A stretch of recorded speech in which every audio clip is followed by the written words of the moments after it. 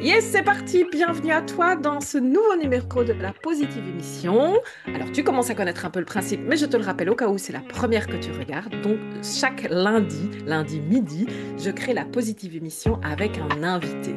Et cet invité, je l'invite à parler de comment être soi dans un monde standard. Parce que c'est certes la chose la plus facile à faire en théorie, être soi, et pourtant, ben, l'environnement social, on est d'accord, on va pas être hypocrite, fait que ça devient parfois très compliqué lorsqu'on se laisse envahir par ses peurs, par le regard des autres, par sa culpabilité. Bref, donc chaque semaine, le sujet, c'est comment être soi dans un monde standard. Je suis Déborah, je suis positive coach. Je t'accompagne, toi, si tu es entrepreneur indépendant, à renforcer, à développer, à construire ton mindset de positivité. Et aujourd'hui, je suis très heureuse de recevoir Aurélie. Aurélie que je connais maintenant depuis un petit moment, mais elle va se présenter avec grand plaisir à nous. Aurélie, dis-nous, qui es-tu? Oui à tous, donc moi c'est Aurélie et comme vous le voyez c'est magicienne des lieux, donc voilà, tout simplement je mets de la magie dans ton lieu. En quelque sorte, chaque brique, chaque objet que tu as dans ta maison, chaque bibelot, chaque meuble, tout ça parle de ton histoire, de ta mémoire. Et moi je suis là pour décrypter ces histoires, ces mémoires et te permettre d'avancer dans ton lieu et dans ta vie en même temps. Voilà. Yes. Et c'est un peu particulier cette émission. Je suis très heureuse de la faire avec toi. Euh, Parce que être soi va prendre tout son sens, dans le sens où tu as, toi, un tempérament, une personnalité très marquée, très particulière. Et quand je dis ça, c'est pas du tout dans le sens t'es bizarre, loin de là. Au contraire, c'est que tu es quelqu'un de très affirmé aujourd'hui. Et je dis bien aujourd'hui parce que lorsque l'on s'est rencontrés, c'était pas forcément le cas. Tu étais toujours évidemment profondément toi. Disons que c'était un peu plus difficile de communiquer avec ton soi intérieur pour les autres. Aujourd'hui, c'est beaucoup plus facile pour toi. Oh, il y a encore plein de choses à faire, on est d'accord, hein. Mais on est tous dans ce chemin-là, en tout cas. On est tous dans un chemin d'évolution et c'est même le plus intéressant, je trouve, dans la vie. Donc, ça me fait vraiment plaisir de te voir aujourd'hui dans cette émission. Et justement, comment toi, tu vois les choses aujourd'hui? Qu'est-ce que ça représente pour toi être soi dans un monde tellement standard aujourd'hui? Alors moi je dirais tout simplement être soi, c'est en fait se reconnecter à son moi profond. C'est d'avancer, d'évoluer et de trouver cette magie qu'on a dans le regard des autres. Et ça va paraître choquant ce que je vais dire, mais je vais prendre l'exemple de dernièrement de l'enterrement de mon grand-père. Mm. Là, on a revu toutes les familles, cousins, cousines, oncles, tantes, enfin j'en passe, etc. Et du coup, c'est là qu'on voit qu'on a évolué nous-mêmes. Un exemple, moi j'avais l'impression de me tenir droite, d'être devant moi, devant bien en chair, bien dans mes pieds, et les autres, je les voyais courbés sous un Mm. poids énorme, presque bossu même pour certains. Du coup, c'est là que ça m'a fait voir qu'en fait, quand on évolue nous-mêmes dans notre sens, on se retrouve bien, bien à l'aise dans ses pieds et du coup, Yes. on a moins de contacts, moins de conflits avec la vision que la famille a eue de toi avant, qui te faisait que tu étais, comment dire, euh, qui faisait que tu étais pas bien, quoi, en fait, mal à l'aise. Moi, j'ai été plusieurs Yes. fois mal à l'aise en famille parce que je me sentais différente. Différente pourquoi? Parce que tous mes cousins et cousines avaient des enfants. Moi, je n'en ai pas. C'est un choix qu'on a fait avec mon conjoint et on l'assume. Mais du coup, déjà, rien que ça a fait beaucoup affecter la famille. De plus, mon style vestimentaire, pardon, mon style vestimentaire étant très différent de la pin-up et tout, Yes. du coup, ça posait beaucoup de questions.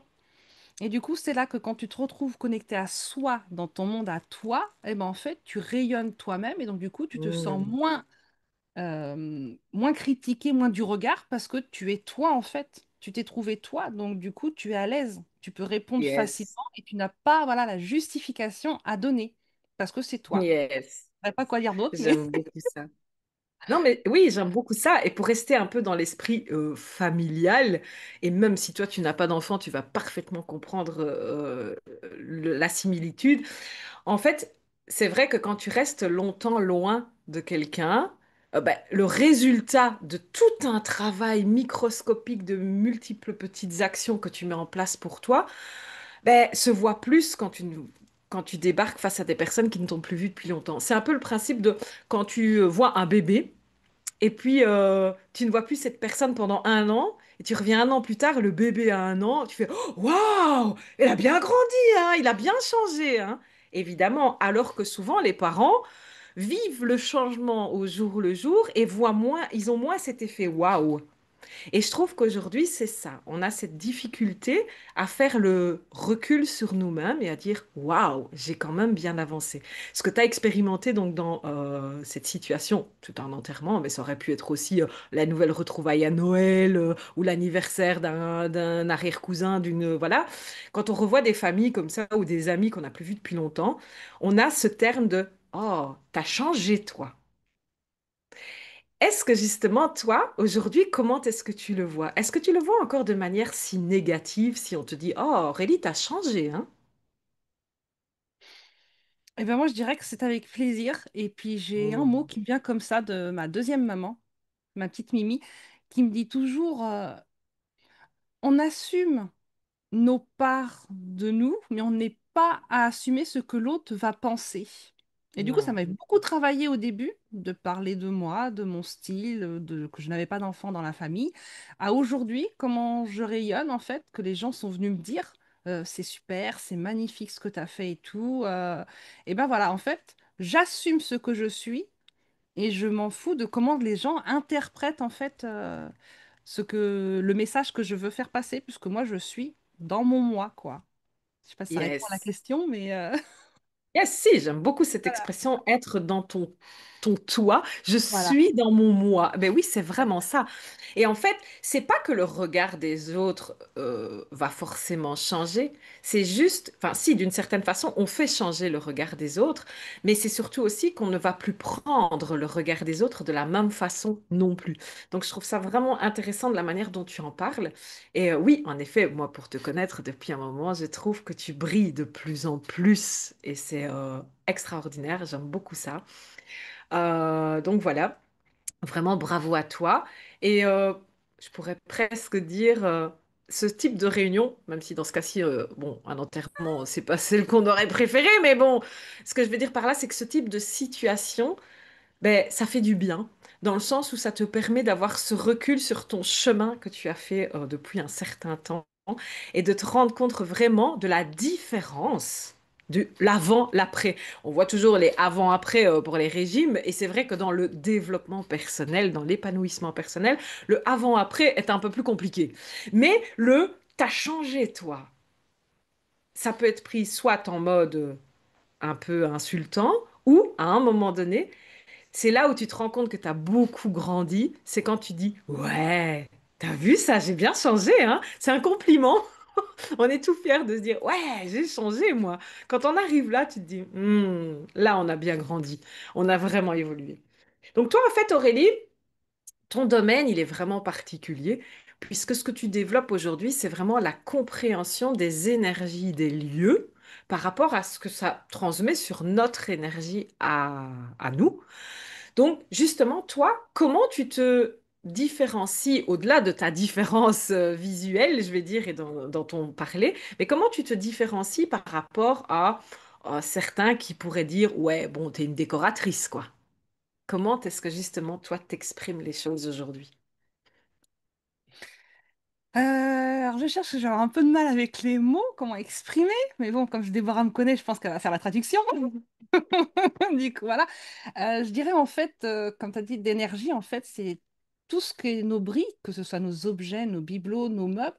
Et je vais prendre beaucoup comme exemple la brique d'héritage. Voilà, la brique d'héritage.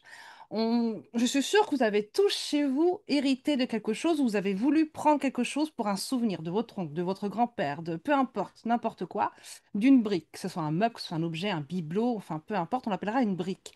Et bien ça, elle a la mémoire de la personne qui l'a vu avant. Elle a la mémoire enregistrée avant, parce que cette personne a pu l'acheter dans un moment où elle était malade. Alors du coup, elle s'est dit, ouais, ça me ferait du bien, je vais acheter cet objet-là. Un moment où une autre personne a dit, oh bah non, je suis joyeuse plutôt, ça me fait rayonner cet objet-là, du coup, je vais l'acheter ça. Et l'objet, la brique, donc, parce que c'est pas forcément un objet, un meuble, voilà, une couleur, peu importe, va justement garder ses mémoires, ses empreintes. Et du coup, moi, je suis là à lire ces mémoires, ces empreintes de par vos briques. Donc, ça peut être des collections, ça peut être des meubles, ça peut être tout ce que tu trouves dans ton intérieur, dans ta demeure, va raconter ton histoire. Et je l'appelle brique parce que si j'assemble ces briques, ça fait un mur. Et c'est un mur de quoi? De ton histoire personnelle, que ce soit du Yes. avant, du passé ou du présent. Tout va être lu dans ton intérieur. Voilà. Je sais pas si j'ai répondu. Yes, et je vais me permettre de rebondir justement parce que je sais, c'est vrai, un petit peu plus ce que tu fais. Donc pour éclaircir aussi toutes les personnes qui nous regardent, d'ailleurs en passant, n'hésite pas, abonne-toi à cette chaîne, mais va aussi découvrir le profil d'Aurélie. Je laisserai tout en description, donc les liens Facebook, Messenger, voilà, enfin bref, on peut toujours nous retrouver. Euh, Quelque chose qui parle aussi à tout le monde ou presque, tu l'as entamé un peu, c'est le côté collectionneur. On a toutes et tous, à un moment de notre vie, ou peut-être encore d'ailleurs maintenant, collectionné quelque chose. Alors j'entends par exemple les magnettes sur le frigo qui reviennent des vacances, les petits verres à gouttes. Moi par exemple, mon mari, il collectionne les petits verres à gouttes. Et puis à un moment donné, au départ, on part d'une bonne intention, c'est-à-dire on se trouve ça chouette, machin. Et puis à un moment donné, l'extérieur vient intervenir dans ces collections et on ramène et on se sent à un moment donné envahi. Et comment toi tu traites justement cette dualité entre mais j'aime ça ou j'aime ça, ce côté petit bibelot, collection, parce que c'est ce que je voulais, et en même temps par moments je me sens très envahie par cette collection, que ce soit purement décoratif, ou que ce soit parce que Bobonne à la maison en a marre de tes petites voitures de collection, ou que ce soit Madame d'ailleurs qui en a marre des trucs de geek là, de jeux vidéo ou ce genre de choses, parce que ça peut partir dans tous les sens évidemment. Je n'attaque ni Monsieur ni Madame dans cette vidéo. Calmez-vous. Donc ça marche pour tout le monde, ça marche dans tous les sens. Qu'est-ce que toi justement comment tu abordes justement ce côté émotionnel de ça m'envahit et en même temps je veux pas m'en séparer. Eh ben, je vais. Une phrase qui me vient à l'esprit que j'adore, une ancienne maxime, comme on peut dire, et je pense que les gens. Après, je sais pas par cœur, mais voilà, je vais en dire un morceau. Euh, Et vous allez rire à mes passés. Ah ben vas-y, partage, hein. Fais-nous rire aussi alors. Ah non, c'est pas ça. C'est en fait quand on reçoit un bibelot, qu'on reçoit un objet, qu'on Il fait reçoit chaud. une brique, on y met une intention. Et vous avez toujours entendu mes arrière-grands-parents, mes grands-parents dire, c'est l'intention qu'on met dans un cadeau, dans une offerte. Et c'est ça qui va jouer aujourd'hui. C'est quelle intention la personne t'a mis dans cet objet, dans cette brique. Est-ce qu'elle t'a mis parce qu'elle s'est projetée elle-même? Elle a dit oui, je sais qu'elle collectionne, j'adore ça, du coup je vais lui offrir ça. Mais est-ce que c'était intentionnel? Quel message elle a voulu passer? C'est pour ça qu'en interrogeant la brique, on va prendre les petits verres que tu dis, Déborah, on va aller l'interroger. Donc je vais poser une série de questions et ça va répondre. Tu mets ça sur feuille blanche, sur parchemin, peu importe. Et ton corps va parler, ton visage va parler. Et c'est là que tu vas t'enregistrer. On le fait à deux ou tu le fais tout seul devant une vidéo. Et ton corps va tellement parler, ton expression va tellement parler que tu te dis, mais non, c'est pas ça l'émotion que je veux. Du coup, on va prendre cet objet, on va prendre cette brique et tout simplement, on va la transmuter en force. Donc, du coup, on va lui dire merci, on va faire un petit rituel, voilà. Maintenant qu'on a compris son histoire de par ces là, de par ces questions que je vais poser, du coup, on va faire un petit rituel pour transmuter ça en force et du coup pouvoir l'offrir soit à quelqu'un d'autre, soit lui donner une deuxième âme. Mais en même temps, cet objet sera été nettoyé, purifié et la personne qui le recevra de plein cœur et elle pourra refaire une histoire avec cet objet. Je sais pas si j'ai... Yes, c'est plus clair. Alors évidemment, pour éclaircir aussi les choses, on est d'accord que toi, ta zone de génie touche évidemment beaucoup plus à ce que j'appellerais la partie holistique, la partie ésotérique. Comme ça, c'est clair pour tout le monde, hein, on est en plein dedans. Après, si tu nous regardes, que tu y crois ou que tu n'y crois pas, c'est pas le débat ici. Par contre, si tu sens vraiment que c'est quelque chose qui t'appelle, voilà, ça c'est vraiment le domaine de toi, Aurélie, aujourd'hui. Et d'où ce nom aussi de magicienne des lieux. Il n'est pas juste choisi au hasard, parce que pour certains, certes, hein, ça sera un peu une forme de magie. Euh, c'est aussi un parfait exemple parce qu'on se connaît maintenant depuis un petit moment. Pour rester clair et honnête, tu es rentré en accompagnement avec moi. J'espère que ça ne te dérangera pas qu'on en parle, évidemment. Mais ça va expliquer tout simplement certaines choses aussi. C'est que j'aime dire aussi que être soi, c'est pouvoir aussi garder sa place de soi tout en acceptant l'autre dans ce qu'il est. Donc, bah, par exemple, moi, on est d'accord, je suis différente de toi, avec parfois des croyances différentes, on est d'accord, et pourtant, ça n'empêche pas de pouvoir t'accompagner à faire grandir quelque chose qui, même si c'est pas mon truc à moi, il n'empêche que les règles, les codes, la nature humaine, elle reste la même. Donc, je trouvais ça important de le dire dans ce principe-là. C'est que si tu nous regardes de cette vidéo et que tu te dis, oui, mais moi, ce truc-là, j'y crois pas trop, ben on s'en fout parce que, en fait, Aurélie, elle va t'amener au-delà euh, du côté magique, c'est le côté aussi d'aller voir et de te permettre d'aller voir en toi et d'être toi par rapport à ça. C'est la prise de conscience de pourquoi tu fais les choses, à quel moment tu fais les choses et pourquoi tu gardes ces objets ou pourquoi tu n'as plus envie de les garder. Donc tu vas le faire de bon cœur et en pleine conscience plutôt que de le faire de manière forcée, juste parce que madame a dit il est temps de débarrasser toutes les étagères. Donc voilà. Donc ça peut vraiment te permettre de te réconcilier avec l'acte que tu dois poser au moment où tu dois le poser, si c'est par exemple dégager les étagères de la collection. Donc voilà, j'avais juste envie de faire cette précision-là.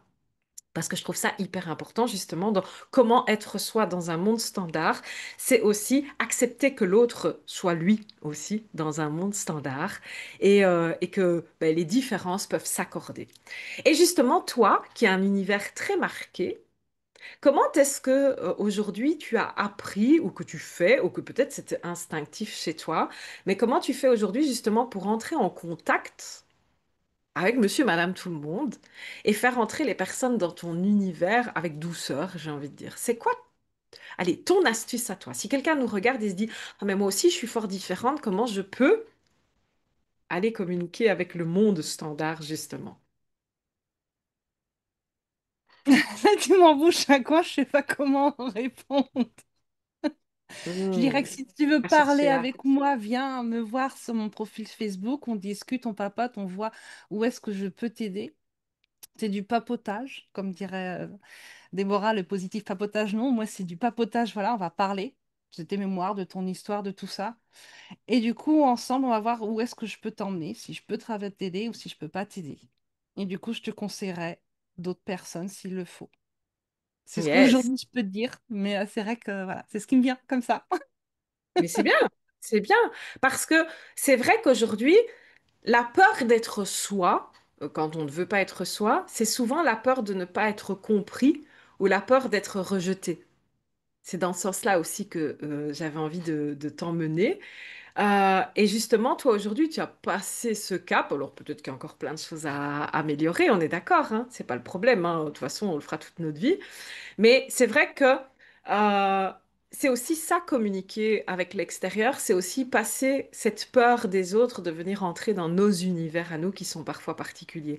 Donc, tu as la possibilité soit de changer ton univers et de te mettre dans le moule, soit de garder ton univers et de faire comprendre au moule qu'il peut venir chez toi sans se sentir forcé de devenir comme toi. Tu vois, c'est un peu ce côté-là qu'on peut garder son identité en venant chez toi. Donc, ce que je voulais dire surtout, c'est que ben, n'hésitez pas à aller voir Aurélie, quel que soit votre profil, parce que, comme elle le dit, le papotage, ça c'est universel, tout va bien, heureusement, hein. C'est bon pour tout le monde et ça fait plaisir à entendre. Euh, Dans le cadre justement de cette thématique de cette émission, donc comment être soi dans un monde standard, bah toi justement qui as affirmé le soi, comment aujourd'hui tu vois le monde standard? Qu'est-ce que c'est pour toi être standard? Qu'est-ce que c'est pour moi être standard?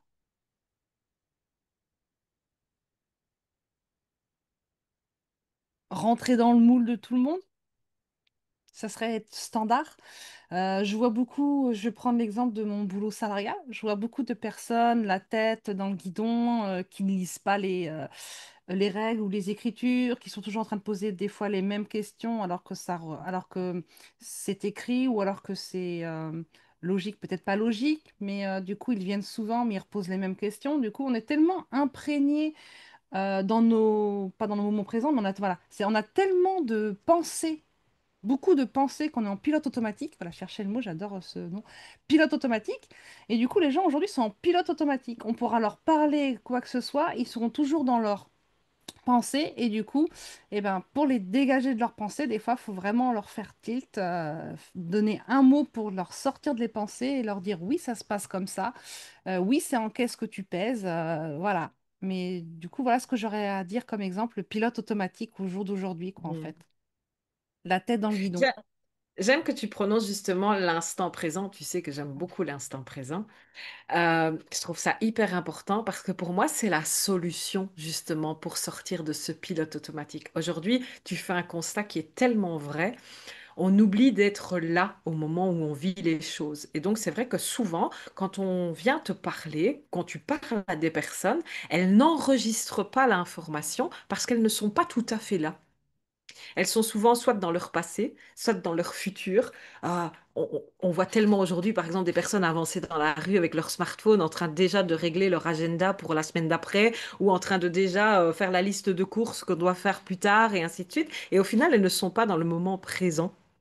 Et je trouve ça hyper important. C'est un très bel exemple pour dire que d'autant plus il est important de revenir à l'état présent pour réimprimer tout ça. On parle aujourd'hui de troubles de l'attention, mais je pense aussi qu'il y a un déficit d'attention qui est créé par cette perte du moment présent.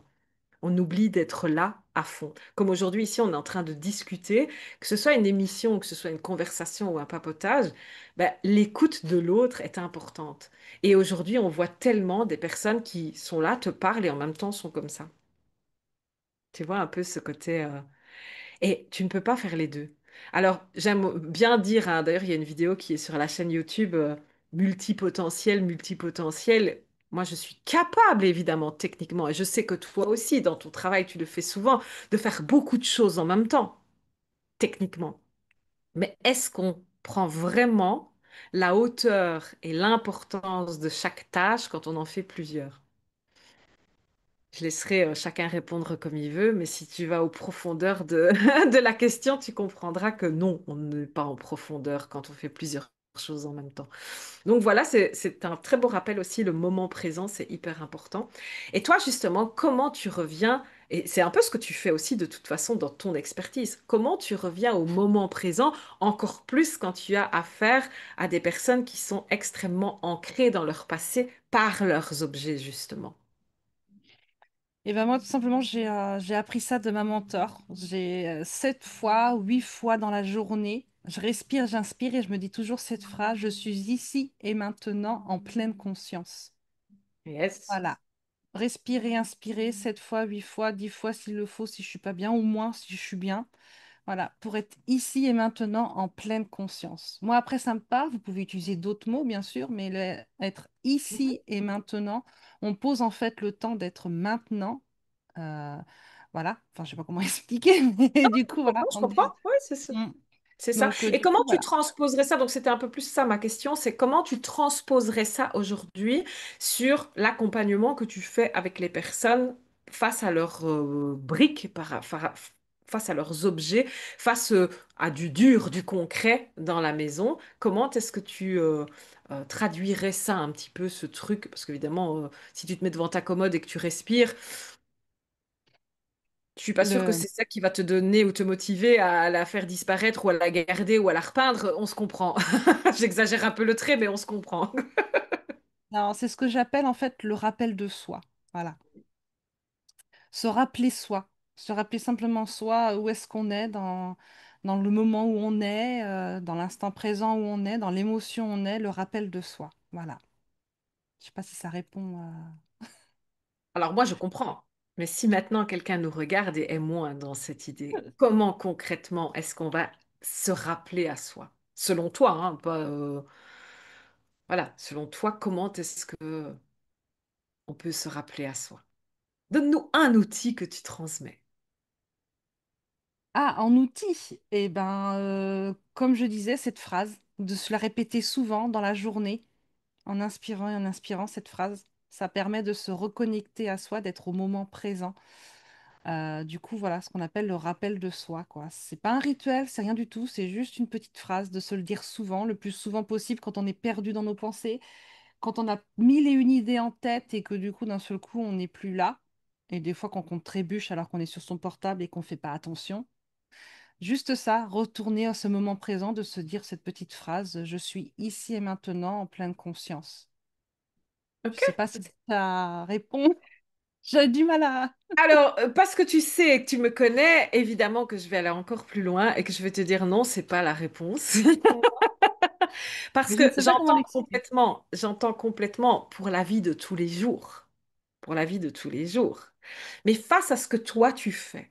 Donc, on va se remettre en situation. Imagine, je te contacte et je suis en débordement face à, euh, dans ma vie en général, face à justement les objets que j'ai accumulés. Comment est-ce que tu vas concrètement me faire travailler sur ces objets-là et par rapport à cette mise en soi, donc cette mise en présence, ce retour au moment présent par rapport aux objets, justement? Face à un objet, qu'est-ce Alors, qu'on fait? Comment est-ce qu'on se décide à soit de se débarrasser, soit de conserver, mais en pleine conscience, justement, cet objet? on va prendre une brique. Généralement, les gens savent plus ou moins quelle brique, quel objet, quel meuble, peu importe, ont des problèmes avec. Et du coup, on va aller l'interroger carrément. On va aller Yes. interroger cette brique. Donc, du coup, et c'est le corps, c'est notre expression à nous, notre corps qui va parler et c'est flagrant. Et c'est là que quand c'est mieux de le faire à deux, c'est mieux de le faire accompagné, mais on peut le faire tout seul, bien sûr, on se filme. Et l'expression du visage va tellement parler, l'expression du corps va tellement parler que tu vas dire, mais non, mais c'est pas possible, c'est pas moi ça, c'est pas moi. Et c'est ça qui va te faire prendre conscience, et c'est ça que j'adore travailler avec toutes mes clientes, c'est de juste le prendre conscience en fait, de simplement du pouvoir qu'a cette brique. Et du coup, en regardant, en te regardant toi-même dans ta vidéo, tu vas dire, bah non, non, non, non, c'est pas ça l'émotion que je veux, moi, avec ce meuble-là, avec cette brique, avec peu importe quel objet, bibelot, brique. C'est toi OK. qui vas te prendre conscience. Voilà, ça répond peut-être mieux au... Oui. Oui, bien sûr. Donc, si je vais reformuler comme ça, tu me dis si c'est bien ça que tu as voulu exprimer et voir si j'ai bien compris. Euh, donc vraiment, en fait, ce que tu fais, c'est que tu, entre guillemets, je dis bien entre guillemets, oblige à prendre conscience et à verbaliser ou à intégrer de manière Voilà. corporelle euh, l'expression, le sentiment, la raison ou la non-raison pourquoi cet objet est présent dans la maison. Et donc, même si on se dit oui, mais c'est mamie qui l'avait offert, oui, mais en fait, je trouve ça super moche. En gros, c'est ça. J'en peux plus de voir ce truc, je le trouve vraiment trop moche. Oui, mais c'est mamie qui l'a offert et mamie, on l'aimait bien. Oui, mais c'est vraiment trop moche. Tu vois, j'ai tout peint en bleu, ce truc est rouge. Où est-ce que tu veux le mettre dans la maison, tu vois? C'est un peu ça. J'imagine en tout cas que c'est un peu ce type de situation qui peut se produire.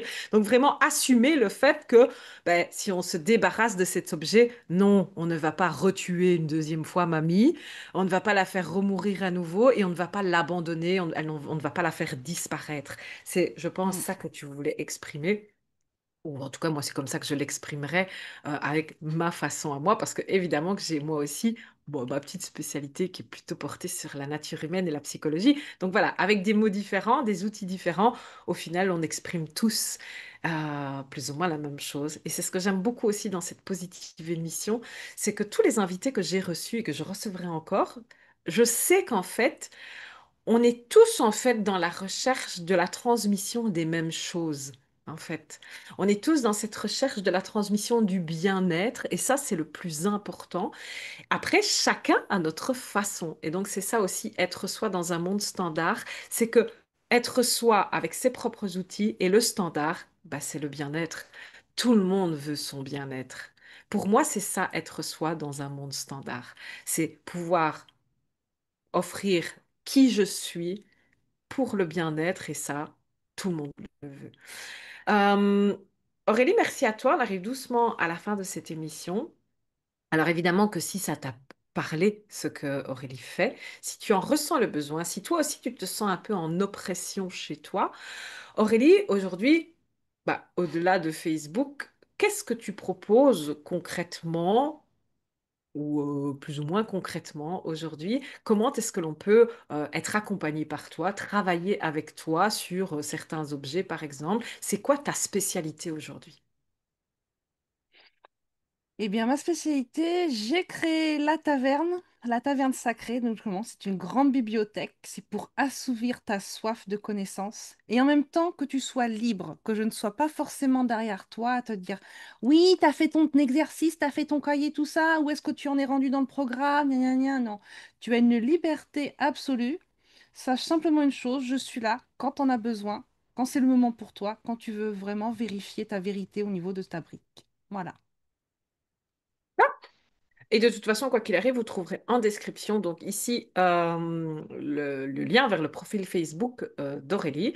Donc n'hésitez pas, bien sûr, à aller communiquer avec elle via Messenger ou à découvrir d'ailleurs tout au long de son profil et ses posts les différentes facettes, points de vue, opinions d'Aurélie qui va vous permettre vraiment de la découvrir. Et puis le moment papotage, hein, n'hésitez pas à aller en Messenger, venez discuter, que ce soit avec elle ou avec moi. Moi, je suis une grande papoteuse, donc j'aime beaucoup ça. N'hésitez jamais. Et d'ailleurs, bah, moi aussi, hein, si tu as envie d'être accompagné par moi, si tu es entrepreneur aujourd'hui, indépendant, et que justement, tu ressens cette situation où, ok, tu as plein de compétences, ok, tu as appris plein de choses, ok, tu connais les grandes lignes du marketing, de la vente, de ce genre de choses, et pourtant, tu n'arrives pas à trouver ton équilibre, eh bien, c'est exactement ça que on modèle, on construit dans mon environnement positif, parce que oui, chez moi, tout est positif. Donc, tu viens dans le Positif Club, c'est un mastermind. Chaque semaine, on se rencontre entre entrepreneurs. Aurélie, d'ailleurs, entre autres, en fait partie. Et donc, c'est la petite réunion hebdomadaire. On se développe, on grandit, on s'épanouit ensemble.